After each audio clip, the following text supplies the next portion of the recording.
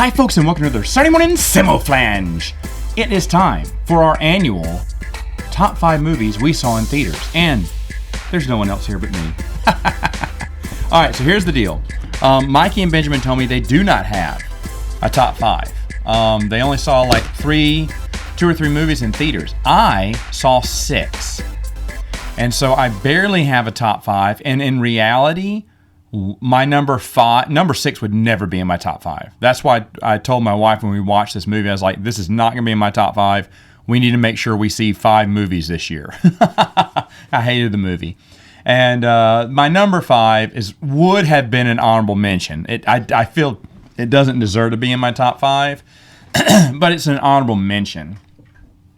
So it was a rough year, and it got me thinking why I haven't been in the theater this year. And it's because I have 2 babies and no babysitters. Well, we didn't back then. Now we kind of do have some babysitters that love coming by and babysitting. We may have them by another time. I don't know. Now that I'm thinking about this, by the time this podcast airs, we may have had them over again to go to movies with, because we don't really get to go to that many movies, because who wants to babysit 2 sets of twins? That's 4 kids, 3 and under. No one. And then family, we can do it for family. But the thing is, though, we live right by the movie theater. I mean, we could walk to the movie theater, and it would take 10 minutes probably to walk to the movie theater. Driving takes a minute, if that, because it's just right around the corner from us. But dropping them off at our parents, they're on the other side of town. So we would drop them off on the other side of town and then drive to the movie theater right next to our house again. So no, it's not practical. And it's not like I want people to come over. I feel it's inconveniencing my mom, who, probably wouldn't want to come over all the time. I mean, she probably would, but at the same time, and she has before. For one of these movies, she babysat all the kids for us. So it's one of those things where, I don't want to ask too much, but that's why I haven't been able to see that many movies. Now, Benjamin and Mikey, they just didn't see that many movies, period, because we're a streaming world now. We watch movies that come out on streaming. There's plenty of stuff to watch streaming now. So really, why watch it in the theater when you have plenty of stuff to watch at home, and then just wait for it to come out on streaming? I'm going to be honest. That's just the way you should think, and that's kind of how the pandemic kind of trained us. Like, don't go out to the movie theaters. Not that I didn't like the movie theaters. It's just that hey, we just don't do it as much. But for me, it's kids. Definitely, kids is the reason. I mean, there's a few movies we would have seen in theaters if we could have had the time, but we just don't. And I have a feeling this is what it's going to be like every year. Will I see 5 movies next year? I hope so. I certainly know a few movies. I do have my top 5 most anticipated, but at the same time, there's one other movie that I was going to see, and I was trying to hold off and do this podcast really late, and here's the reason why no one else is on this. First off, Benjamin's super busy. I tried to get him, tried to work around the schedule. My schedule was really bad, worse than his. And he just couldn't. He had to delay. We had an opening, but then he had to cancel. And that was it. Mikey, the same thing. Mikey, super crazy busy. I did meet up with him, but we didn't do a podcast. We watched Christmas movies instead last week. And so this week, we just couldn't get our schedules together. My schedule's pretty packed. I have very few openings to do these. And it 'tis the season, right? That's why I try to get so many of these recorded in one sitting. And I had a feeling that we weren't going to be able to record it, but at the time, Benjamin was assuring me that he could make it, and then something popped up outside of his control. So he didn't come on for the rest of the year. We'll have him on next year, though. Lots of fun topics I have that directly involve him and were ideas from him as well. But every year we do our top 5 movies we saw in theaters. That's the rule. And it used to not be hard because we see tons of movies in theaters. When I had my girls, of course I saw tons of movies in theaters. Even when I had my girls during the pandemic, I was able to rewatch older movies and see them in theaters. And that was some of 2020 and 2021 were really good years for movies for me, because a lot of older movies kept coming out and I got to see them. And they made my top 5 because I did see them in a movie theater. So, wink, wink, nudge, nudge. That's right. A lot of mine are movies that have already come out before. Now, I will say this. If Mikey and Benjamin were here, I know for a fact 3 of us would have crossover because they saw the same movies I did this year. And we went to some of those movies together. So it wouldn't have been that much of a podcast anyway, because we would have been talking about the same movies. And then I saw 2 more that they didn't. Or at least in theaters. So I want to, since it's just me and there can't be any crossover here, I want to go over the one that I absolutely hated. I even talked about this movie on Prince of the Universe with Wes. I did my own analysis. Then Wes wanted to come on and defend it. He did not do a good job, in my opinion. But it is The Batman. I did not like The Batman. Did not like Robert Pattinson, terrible Batman. Riddler, awful. This whole, it's got to be in the real world, but yet a guy walks around in a cape. The Batmobile was ugly, hideous, looked like just a regular car. And, Bruce Wayne's mopey. Everything is dumb and stupid. The mayor, breaks her leg and then is able to walk away from the destruction? I don't know. Riddler's upset. Why? Because he flooded the town and won? No, he's upset because he didn't kill Batman? What? I don't know. The riddles were super easy. The riddles in Batman Forever were way better than they were in this one. I guessed, and my wife was sitting there in the theater with me. I knew what every riddle was. It was like child's play. And I've said this before when I complained about the movie, but in this day and age, the writing has to be way smarter than that. I think the Riddler was he looked stupid in his little duct tape head because no one knows how to do the Riddler right, and they could not figure it out. This movie couldn't figure it out. The only good things about it, the suit was really nice. I like it. Had that video game, Rocksteady, the Arkham Asylum games style, which was really cool. I thought the Penguin was really good. Who was it? Colin Quinn? Not Colin Quinn. I can't think of anyone's name now. No one's here to correct me right now. I know you're screaming at me right now, but I don't care. But anyway, I thought he did a good job, and I thought the Penguin was good. I don't even mind there being a gangster as the main villain, but Catwoman subbing in for the Huntress' storyline, it should have been the Huntress. It should have been the Huntress the whole time. They shouldn't even had Catwoman. Catwoman was terrible, beyond terrible in this movie. This movie was garbage. And I remember I walked out of the theater with me. I went to the bathroom like 3 times. The stupid movie's 3 hours long. And I still felt like I didn't miss a single daggum thing. The movie's just horrible. And I remember walking out. I turned to my wife and said, we have got to watch other movies. This will not make my top 5. So it is number 6, but it is far distant, not belonging, not even worthy of an honorable mention. But I just wanted to explain again, I still think the movie sucks. Now, that being said, my number 5 is really an honorable mention. That's all it is an honorable mention. But it got promoted to number 5 on the list because I did not see any more. And the last movie I was trying to see, I'll be honest, let me tell you this beforehand, was Puss in Boots: The Last Wish. And you're like, what? Yeah, I kind of like. I mean, Shrek was okay, funny. The Puss in Boots movie was pretty funny. I watched the TV show on Netflix, and I thought it was pretty good. It didn't have Antonio Banderas as the cat, sadly, but it had a good replacement in there. And these movies deal in continuity. Believe it or not, DreamWorks believes in continuity. And yeah, they're kind of silly, but I enjoyed it. And it was a quick 22-minute, eat my lunch, watch an episode of Puss in Boots. It's not All Hail King Julian, which All Hail King Julian is just great. The best thing out of the Madagascar universe is All Hail King Julian. That is brilliant. And after watching that, I said, okay, I got to see what else is out there. And the Kung Fu Panda stuff I've watched, and it's just, I like Kung Fu Panda, but what was the Fist of Fury, the panda thing? That was terrible. I know it comes out with another season or something because it didn't finish, and I don't even know if I want to watch it. It's just really bad.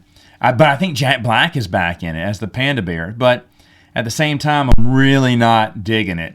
But their Puss in Boots was pretty good. Second only to All Hail King Julian. It was a fun thing. I think it was a sequel. I don't think it was a prequel. It kind of happens outside of, just like a regular Puss in Boots adventure. That was okay. It was sustainable. It kept my interest. And it made me laugh a couple of times, actually. And my girls, actually, it was last year, earlier this year, there was an interactive video cartoon of Puss in Boots where you get to make the decisions with the DVR, and then it plays different cuts, cartoons based on your decisions, which is kind of neat. I kind of like that. So that was the only one that had an interactive. There's a few other interactive cartoons they had on, I think it was Netflix they had these on. And the only one that was interesting to me was the Puss in Boots one, which was a nice little adventure, but I don't think it tied into, well, actually it did tie into the TV show. If I do recall, it did.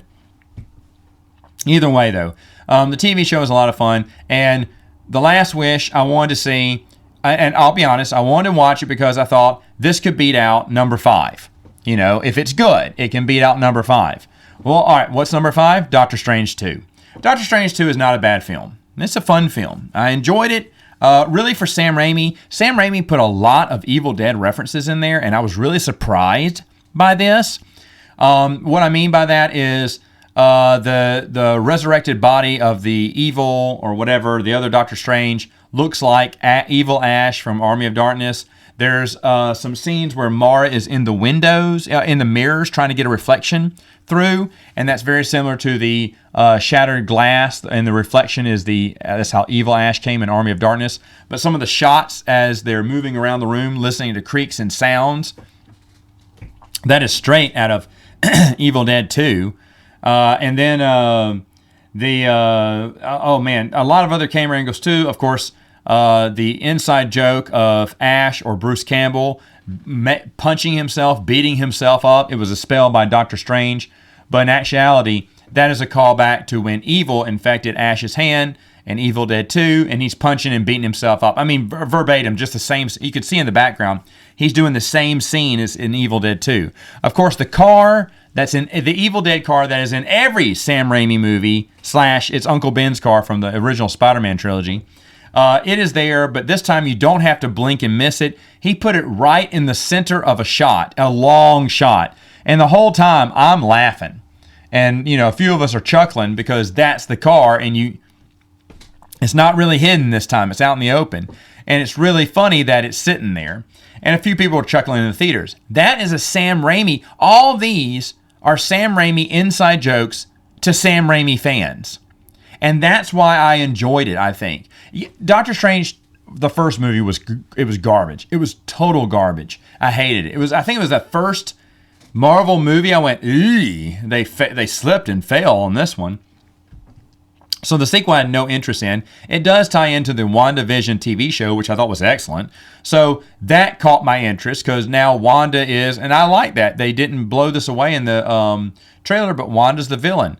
Professor X coming back, and, you know, the Fantastic Four, the alternate reality and stuff like that. That was fine. I like seeing that. I thought the stinger was lame.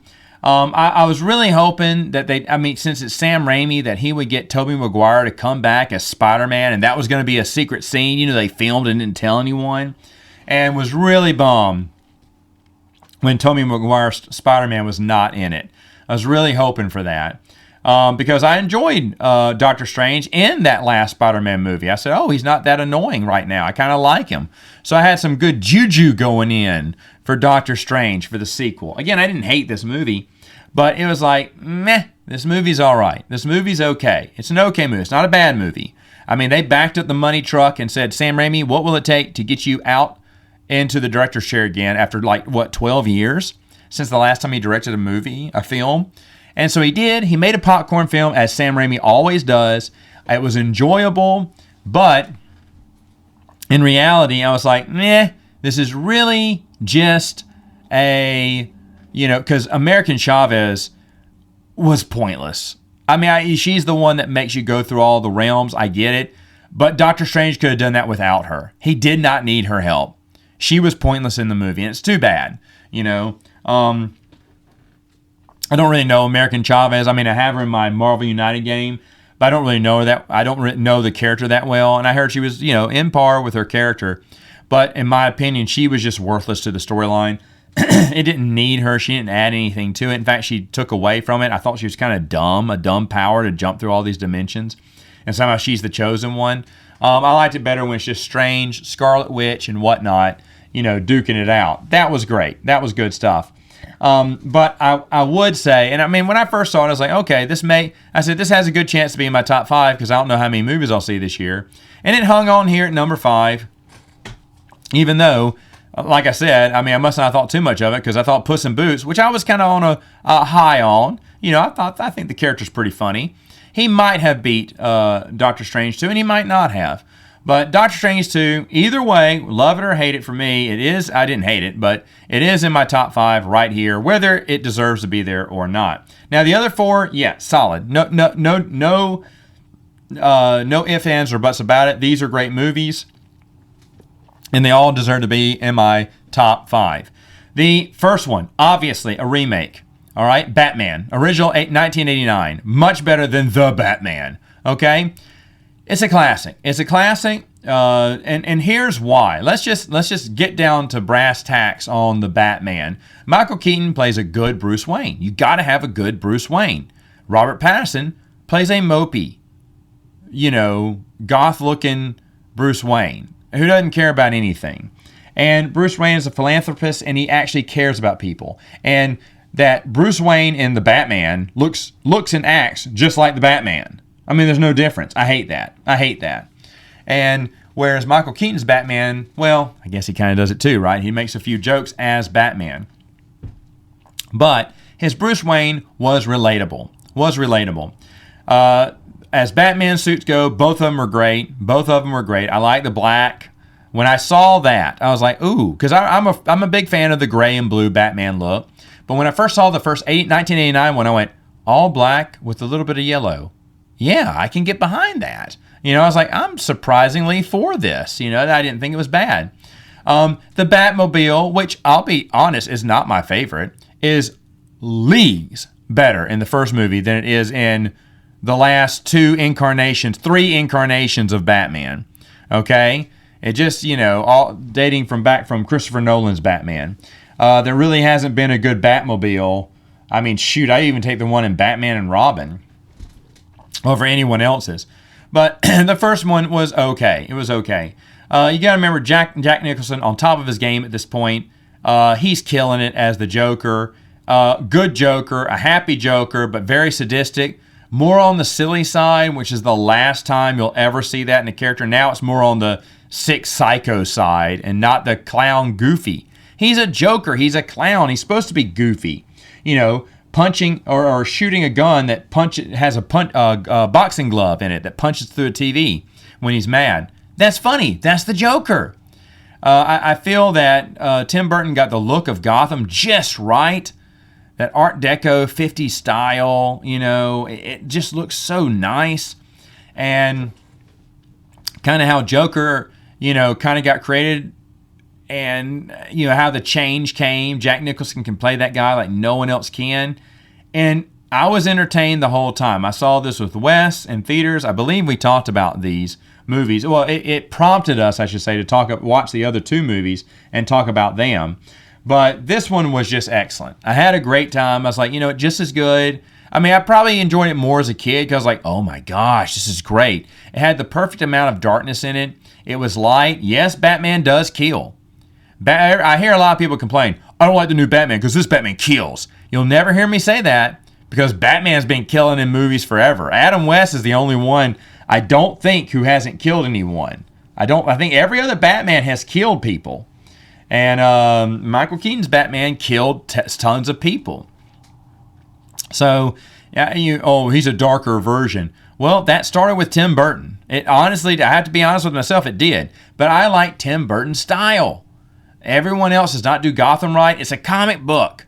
Make it look a little bit, because there's a guy in a bat costume. Give him the Batwing. Batwing's awesome. Batmobile.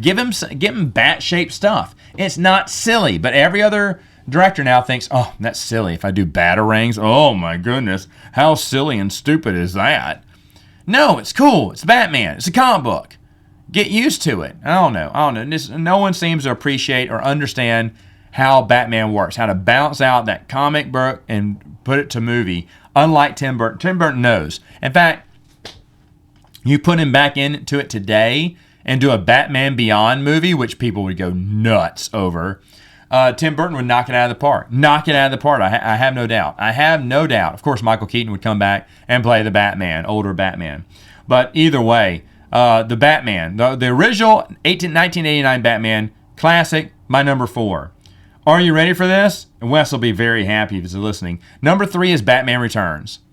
The story goes, and we told this story on Prince of the Universe a while back, that Wes and and Heath and Brandon all went and saw the Batman.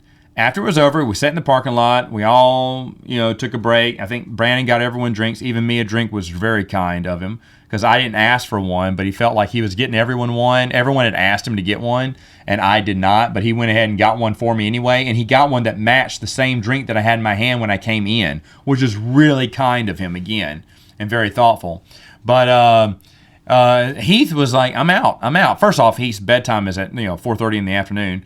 But he was like, no, I'm out. I'm not watching the second movie. But he doesn't like Batman Returns. Now, I have always felt, before watching Batman Returns in theaters this year, I always felt that Batman Returns was good, but not as good as the original. Now, I have flipped on that. I do think Batman Returns is better. And the whole time, Wes and I were silently whispering. We weren't being jerks, but we were whispering through the movie about what we liked about it. I guess it's been a while since I've seen Batman Returns.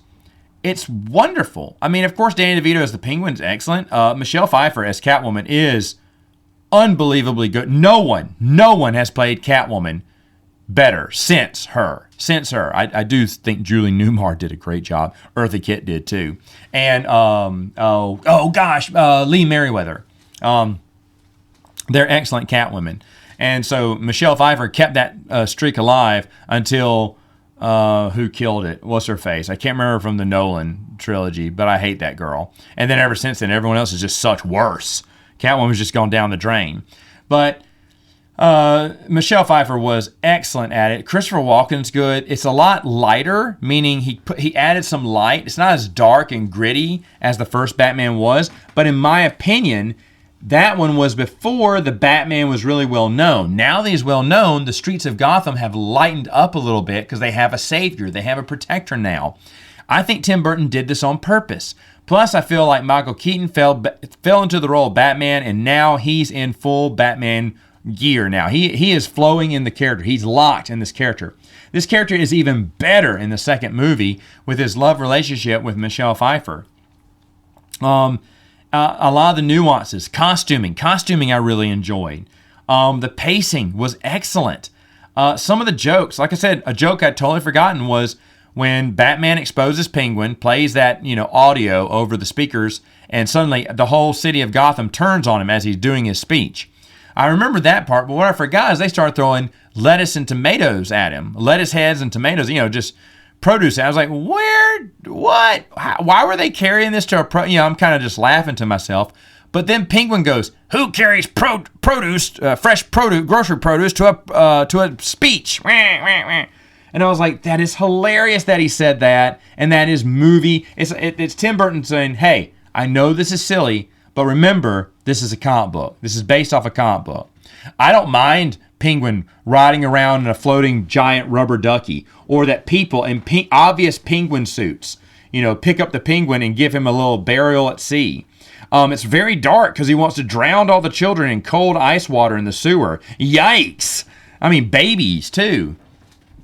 So it's in a way it's more dark than the first one. Really well done, and it has Eclipse. So I'm on the same page as Wes. I think that Batman Returns is a better movie than Batman, which is why it is number 3 on the list. All right, 2 more left, and both of these are excellent. This is one that I saw with Benjamin and Mikey, and we all loved it. We saw it in 3D. It's Jaws, the original Jaws. For some reason, I've seen Jaws several times. Megan and I watch it every other year. Every other year we watch Jaws. So we won't be watching it next year. We watch them all. We watch Jaws 2, 3, and 4 this year as well. So next year, no Jaws. The year after that, Jaws again. Megan could watch it every year. It's one of her favorite movies of all time. But for me, no, it has to be every other year. So I've seen this movie quite a lot. And the first one more than the others.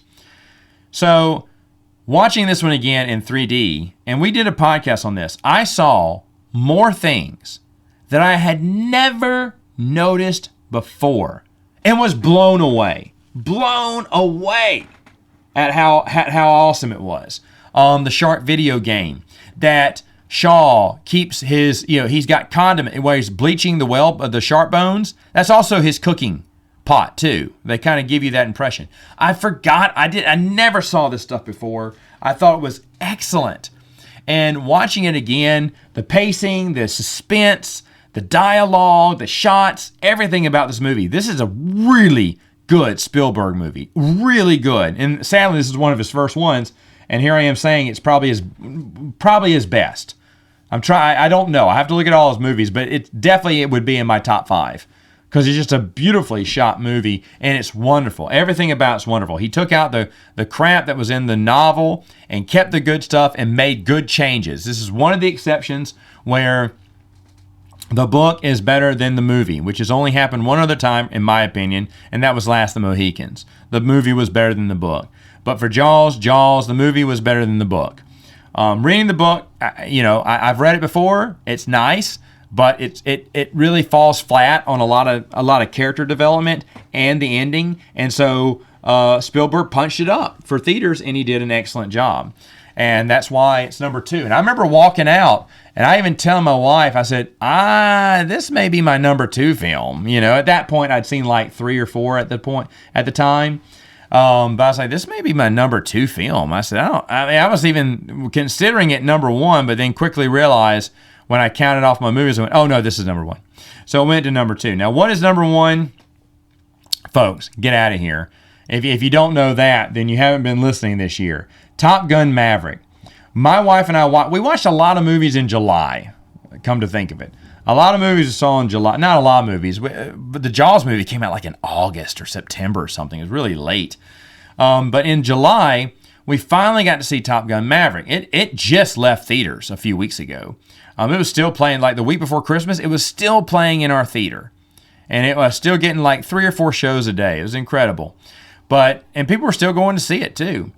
And I don't blame them. It's a fantastic movie. When it first came out and everyone was talking about, the best ever, I did not believe them. In fact, I remember early this year on Saturday Morning Samoflange saying I am not excited for Top Gun Maverick. You asked me 2 years ago, it'd have been on my top 5. If you'd asked me last year, it'd have been low on my top 5. 2021, it'd have been low on my top 5 or an honorable mention. And this year, I say it's not even an honorable mention. In fact, I'll probably only watch it when it comes out in video. I have no desire to see this in theaters. Yet, a billion people kept raving. Everyone I knew kept raving about this movie. It stayed in theaters. It was going on strong on 4th of July. And I turned to my wife and said, let's go see this. Let's check this out. And oh my goodness. So good. So good. In fact, it's so good. All these characters, Ed Harris, Jennifer Connelly, John Hamm, I feel like they were characters from the first movie. They weren't even in the first movie, but they felt like they've been with the series forever. That's how good the actors were. The character involvement, how they treated Val Kilmer, Iceman, how they did the whole story. With Iceman was the one that's been propping up Maverick now for the past couple of decades. It's wonderful. It's wonderful. It's so different than what we've seen from any of these, 30 years later sequels, which usually aren't good, with the exception of Cobra Kai. They really have been garbage. I really haven't enjoyed it. They did this with the Santa Clauses recently with Tim Allen. I enjoyed the Santa Claus movie. My wife and I rewatched those. We watched the Santa Clauses. Not good. Six episodes, and it needed to be 2. I mean, it really wasn't good. And I was like, oh, that's a bummer. I heard it got picked up for a second season. I guess we'll watch it. I don't know. But these, 30 years ago, let's do a sequel. A majority of them are going to be awful and bad. However, that being said, Top Gun Maverick is not one of those. It's the exception to the rule. It is excellent. Way better than the first movie, and incredibly good. Even the new pilots, I got stuck on all of them. I loved all of them. I know we did a podcast on this. I'm sure we did, because I was just blown away after watching this movie how incredibly good it was and how I was dead wrong. And I'll admit when I'm dead wrong, but I remember first of the year, I even talked about Top Gun Maverick not on my top 5 because I thought, no, I've been waiting for years to watch this movie. Now the excitement's died for me, and I want to see it. And it's kind of ironic that now, at the end of the year, It is going to be my number one film I saw in theaters. What do you think about that? All right, folks. What are the top 5 movies I'm excited about for 2023? Well, to find out that, I'll see you next year on Saturday Morning Samoflange.